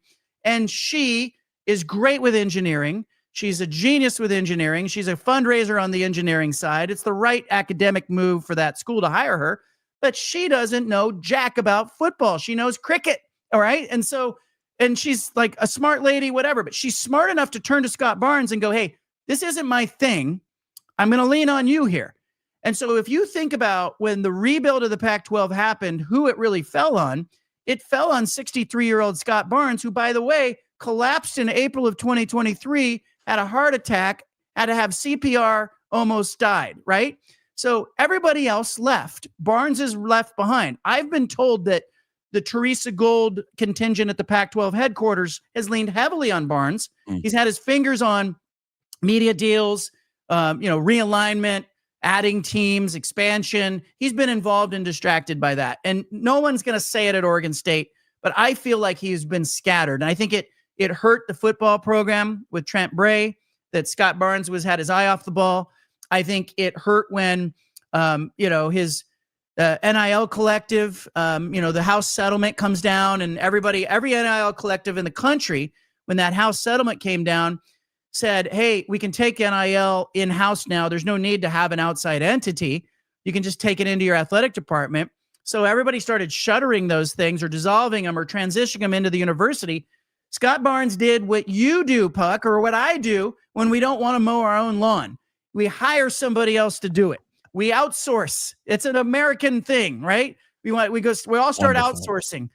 You can climb up in that tree if you want, Puck, and I can, but there's something about outsourcing. Hey, my time's too valuable. So what Oregon State did is they told Damnation Collective, don't dissolve. We like the recurring revenue that's coming in, about $240,000 a year in just recurring donations. Mm-hmm. And we like to keep that going. And so why don't you just sell that to a third party and then we'll contract with that third party. So Scott Barnes outsourced and then delegated. He told his deputy AD, Brent Blaylock, this is your baby. Go find us an NIL partner that can take over Damnation Collective. He went out and they brought Blueprint Sports into the fold. Now, Kyle Bjornstad, who had built Damnation Collective, was a former basketball player at Oregon State. It's a very charming story. He loves his school. He was doing this because it was the right thing to do, and he wanted to fund athletics, and it's his way of giving back, all that stuff. And he ends up looking at Blueprint going, I don't like these guys. I don't like how they operate. Let me go find another. I don't want to sell to them. He wanted to sell to Lockerverse. It was another company who was offering a different payment structure. Blaylock in Oregon State said, no, we want to work with Blueprint. So that deal goes through. It turns out that the terms of the deal that were originally represented publicly were misrepresented. I am told that Blaylock behind the scenes even misrepresented the deal to some people in the athletic department. He wasn't just telling everyone publicly, hey, we're guaranteed $750,000 in revenue every year. He was telling people privately that, well, when you look at the contract, and there is no guarantee of $750,000 a year in there. It's just, it's a deal that is unraveling. They brought Blaylock into a meeting yesterday. They're not firing him. They're negotiating the terms of his exit. It's probably going to be we mutually decided to part ways. They are also unwinding the Blueprint deal. I'm told that's already been done. If they formally announced it or not, it's supposed to happen today at some point, that they're going to announce that they're no longer in a relationship with Blueprint. But Puck, the deal was that everything raised above $750,000 in this little gap where $750,000 to $1.15 million. Blueprint got 75% of those funds. Jesus. So if you're an Oregon State fan and you're giving to the collective, there's a chance that 75 cents of every dollar was going to a third party. Yeah, that is a tough sell. And it's a bad deal for Oregon State, as it turns out. So they're unwinding that. But I'm looking at Scott Barnes right now, and I'm going, gosh, like, okay. Does he survive? How does he survive this? Yeah. Well, the problem if you're hoping for his ouster is his president believes in him and has his back. And I understand why, because she's come in and she said, hey, I don't know sports. I need you to lead on all this stuff. And he has. He's done a good job leading sort of the resurgence of the Pac-12. And I think if you look at like the ultimate story, you go, hey, he was instrumental in those Mountain West schools leaving and coming to the Pac-12. Right. That wasn't Ann McCoy. That wasn't Kirk Schultz. That was Scott Barnes. He was in there. His fingerprints are on it.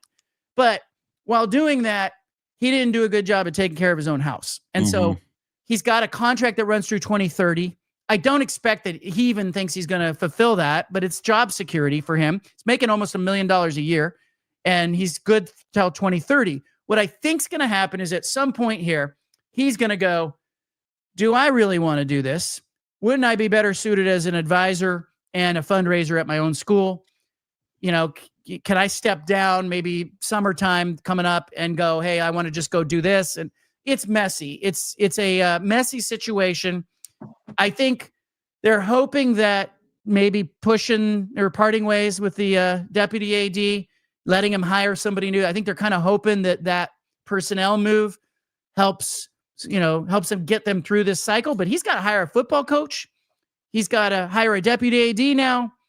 And he's got a fan base that is really not happy with where things are. It's just a mess. It is messy. Well, who do you like this weekend? Do you like the Beavers or the Cougs? Who do you like on the field? I like the Cougs. I how can you pick? You can't pick Oregon State.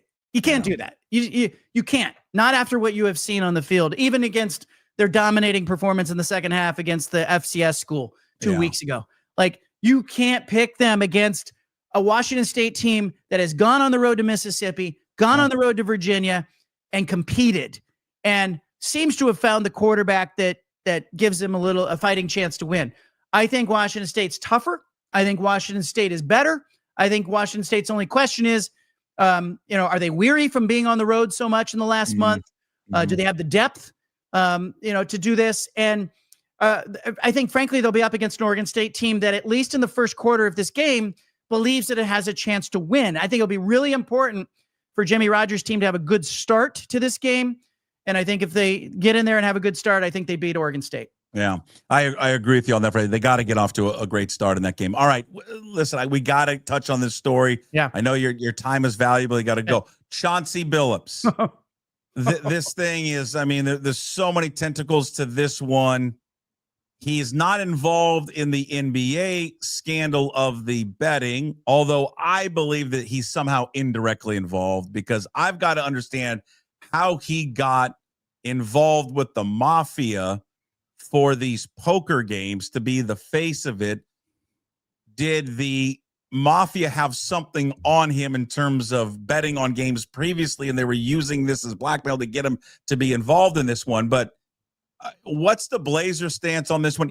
He's done coaching, I would assume. Like, he's going to lose his job. I think he doesn't coach again, and I think there's a chance he's banned from the NBA if this unfolds in an unfavorable way for him.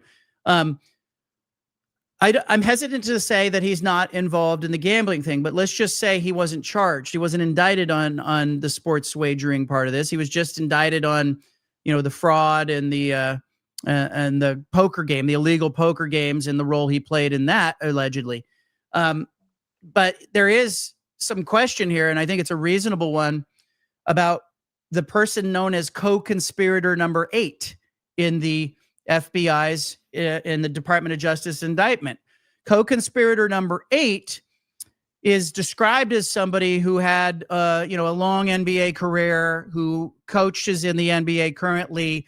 And co-conspirator number 8 had apparently tipped off people to the fact that Damian Lillard and others were going to be arrested in a Portland Trailblazer, rested, not played, given, basically a load management game in a game in 2023 against the Chicago Bulls.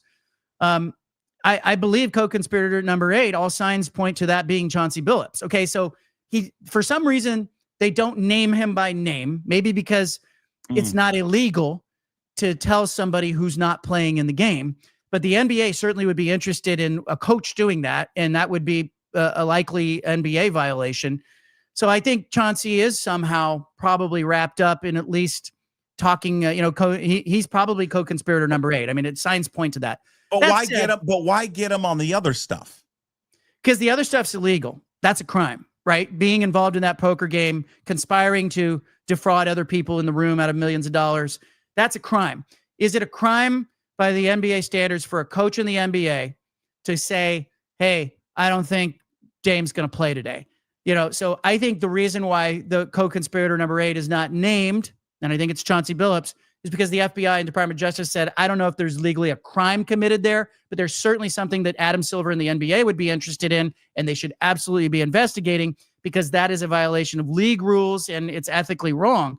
The bigger thing, you hit on it, is why is Chauncy Billups in that room? What is he doing in that room with a legal poker game that has got all this cheating mechanisms, all this technology, allegedly? What is he doing in that room? And I went through the indictment. I looked at the text messages that were exchanged between some of the other people who were arrested, and they're talking about Chauncy sitting at that table, and they're talking about him like he's in on it, right? I mean, clearly he's part of this game. In the movie version of this story, and the theory that I'm holding on to, in the movie version, I have to ask, like, in what way do you get wrapped up in this to the point where you have to play along with this? And the thing I keep coming back to is it possible that Chauncy Billups was playing poker and lost a bunch of money, and that this is his way to get the debt paid off? Hey, you come appear in our game as the celebrity person. I don't know. But in the movie version, that's kind of where my mind wanders. It looked to me like Chauncy Billups is part of the crew that's running this game. And you read that indictment, that's how it reads. And the way that they are discussing him at the table, they're not discussing him like he's a guest. They're discussing him like he's part of the team that is orchestrating this alleged crime. And so that's a serious thing. And he's got to be worried about his future. I don't think it was a coincidence either when he does the walk after he leaves the courthouse in Portland. He leaves wearing like that Clutch Sports hoodie. I think that Chauncy, he was sending a message. It goes a lot deeper. I don't think that's accidental that he wears a Clutch Sports hoodie as he's leaving the courthouse after being indicted. He's saying, hey, do you guys have my back? Because, I think just like Gilbert Arenas, Chauncy Billups knows more. So does Damon Jones.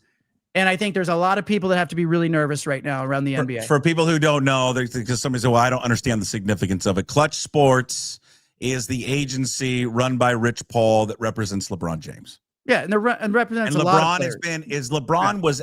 was LeBron interviewed or tried? Did I read that correctly? That people have tried to reach out to him from the FBI? I don't know. I don't know, but I can tell you this.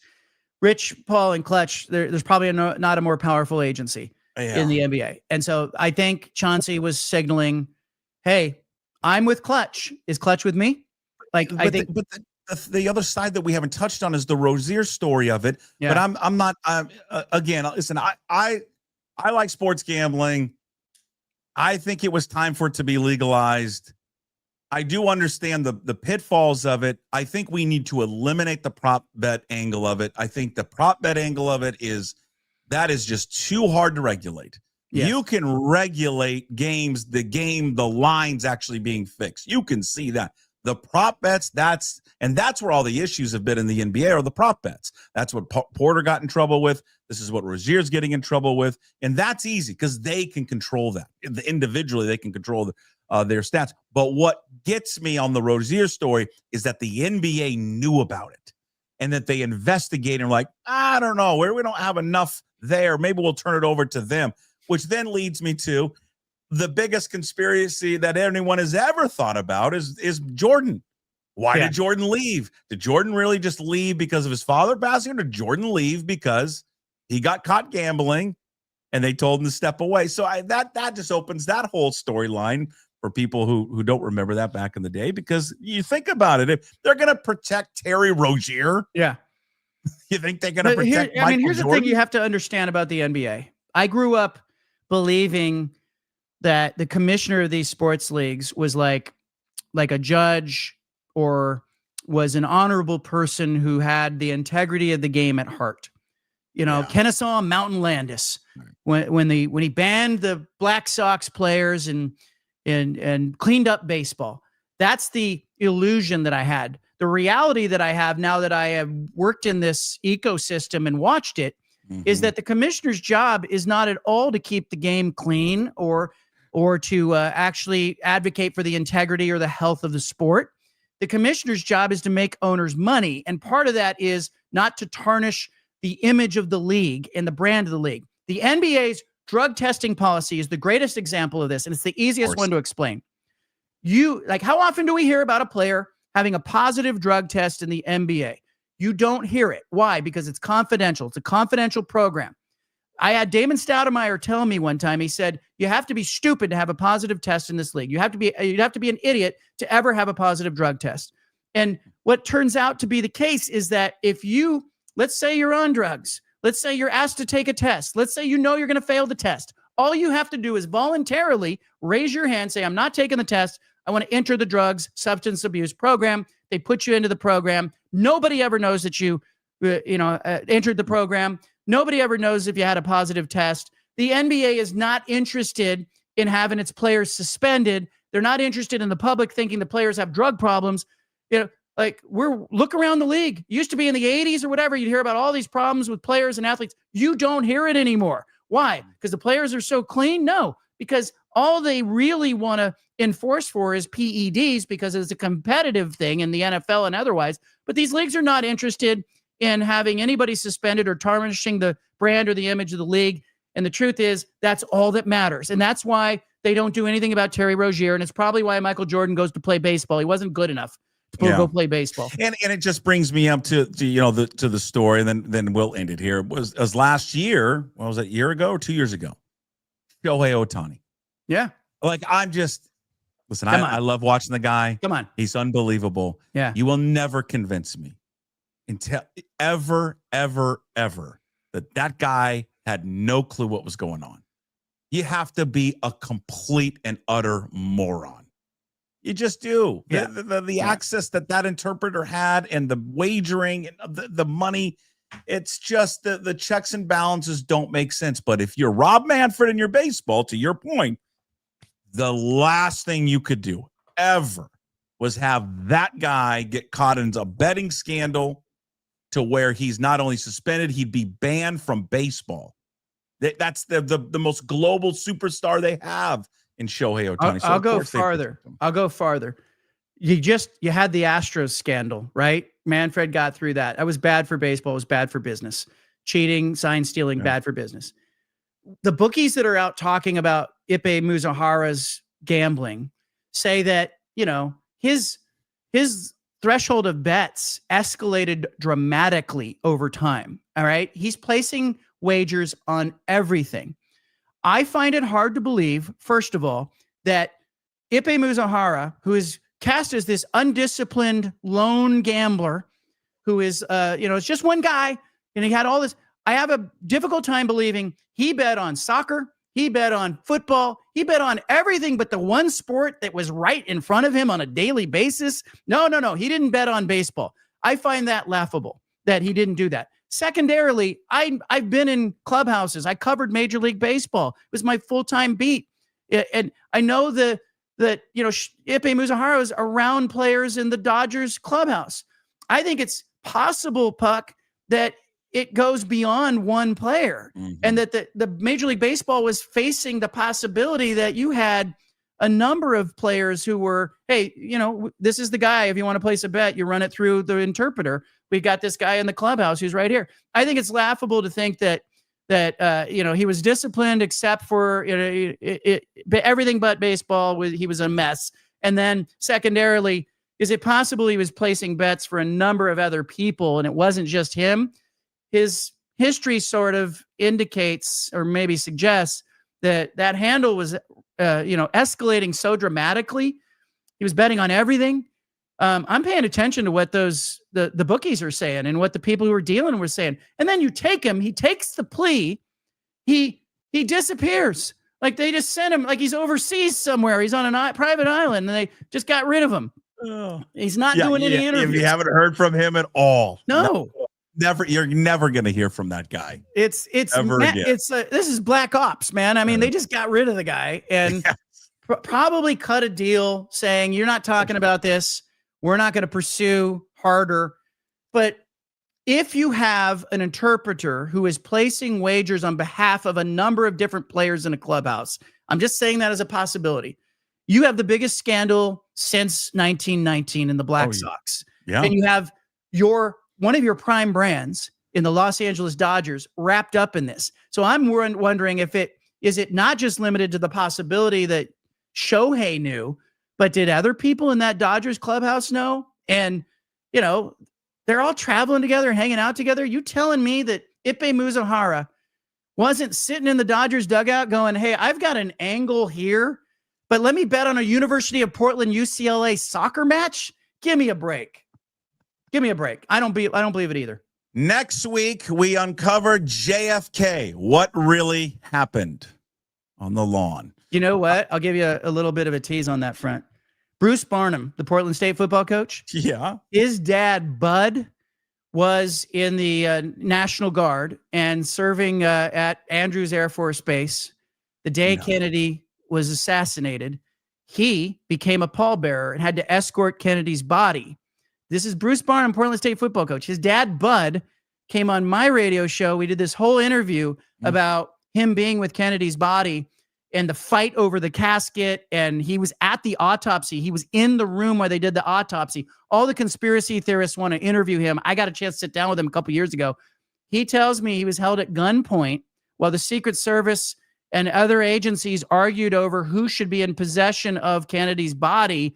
And he's just there's some smoke there. That's all I'm saying. What else you want to talk about? Bigfoot? What do you got? What do you got? Well, there's one name that we probably shouldn't bring up. All right. We'll see you next week. Thank you for the long extended chat, John. You're the best. Well done. There he is, John Canzano. Money well spent there by Flat Stick Pub. He joins us every week to talk college football and conspiracy theories. You can follow him on social media, John Canzano BFT. Go read all of his work at johncanzano.com. You can listen to his radio show, The Bald Face Truth, there in Portland, Oregon, 750 The Game. And again, joins us weekly thanks to Flat Stick Pub, which they got great locations across the area. We've been saying it. They again, They are a great spot. Andy and the crew there at Flat Stick Pub, you want a large group event, they've got you covered. No one does it better than Flat Stick Pub if you've got a large group event, whether it's just family and friends or business. Pizza, all the food is great. It's great for kids. They've got activities and games there, TVs everywhere, a staff that knows where to put the game on, by the way. Great selection of beers. There is no better spot. You've got a big group, and even a small group, then go to Flat Stick Pub. Great food, great beer, entertainment, TVs everywhere, activities for everyone. Check them out at flatstickpub.com. We wrap up the show with Hey, What the Puck, brought to you by Restoration One of North Seattle. It's your restoration company that lets you avoid the stress of water, fire, and mold damage with their property restoration services. Locally owned and operated. Make them your first call when these damages affect your residential or commercial property. 206-817-8917 or visit them at restoration1.com, the North Seattle franchise. I'm going to go back to the Seahawks for just a quick second. A lot has been made here recently of them being a Super Bowl contending team. And listen, I'm not going to sit there and douse, the flames out with a hose because of what others are saying. They check a lot of boxes. Right now, their defense at times is playing at a very elite level, and it appears their defense is only getting better and better. Sam Darnold looks like he's finally, he was comfortable last year, but is in a system that fits him great. JSN, flat out wrong about him. I don't know. I had my questions whether he could ascend to be that true number one wide receiver, and he has done that. Offensive line has been better, not great. What causes me to pause on the Super Bowl aspiring team and talk is they cannot still run the football. And I don't care who you are. I don't care what level of football you play in. If you cannot run the football, you cannot win consistently. You don't have to pound it down their throat and just be a full-on running football team, but you got to be able to run a little. And that's their hurdle right now. Can they get there? We'll see. If they do get there here in the final half of the season, then they truly will be a Super Bowl contending team. But how they're playing right now offensively, I just wonder, and I have my doubts if that's sustainable. Yeah, I don't know if it's sustainable to focus in on one guy completely all the time in your passing game. They've got to be able to run the football. And that's got to be more of a dependency probably on Ken Walker and not sharing so much with Zach Charbonnet. But to truly be a Super Bowl contending team, they got to run the ball. And they got to get better at it. You can't be damn near dead last in almost every rushing statistic. You can't. And then expect to get in the playoffs where the games shrink, they become more physical, and you got to be able to knock somebody off the ball. So unless that improves, they could be good, but I don't know if they're going to be Super Bowl contending. All right, that's Hey, What the Puck, brought to you by Restoration One of North Seattle. Your restoration company lets you avoid the stress of fire, mold, everything, wind, any type of damage to your commercial or residential property. Locally owned and operated. Make them your first call at 206-817-8917.